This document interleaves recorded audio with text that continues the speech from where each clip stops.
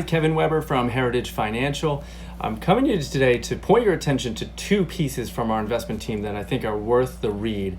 We emailed them to you on June 15th, and then the second piece was emailed on July 2nd.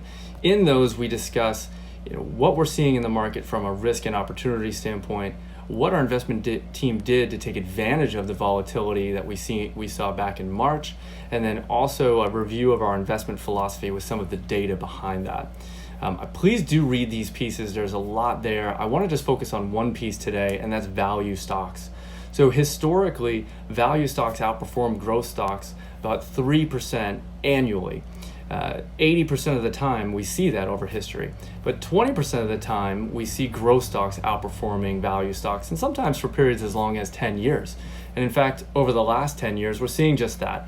Value companies have become cheaper and growth companies have become more expensive. Now, I don't want to overcomplicate this. If you look at that same data, what you'll find is that bonds outperform stocks for up to 10 years as much as 15% of the time.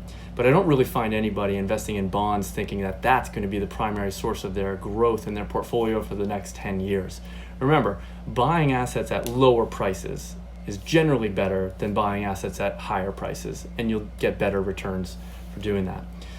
Also, it's important to note that after steep market declines like the one that we saw earlier this year, we tend to see value stocks outperform growth stocks for the following 1, 3, and 5 year periods of time. We see that same trend in small cap stocks as well.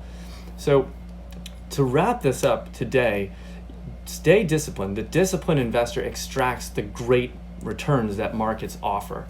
Stay disciplined, stay patient, and you too will be rewarded. It's been really great to talk to many of you over video conference over the last few months, and I look forward to talking with you all again soon. Thank you very much for your confidence in us. Please do read these pieces. I'd love to hear from you and hear some feedback, but also hear more about what you've learned and how it applies to you personally. So thanks so much for your time, and again, I look forward to talking with you soon.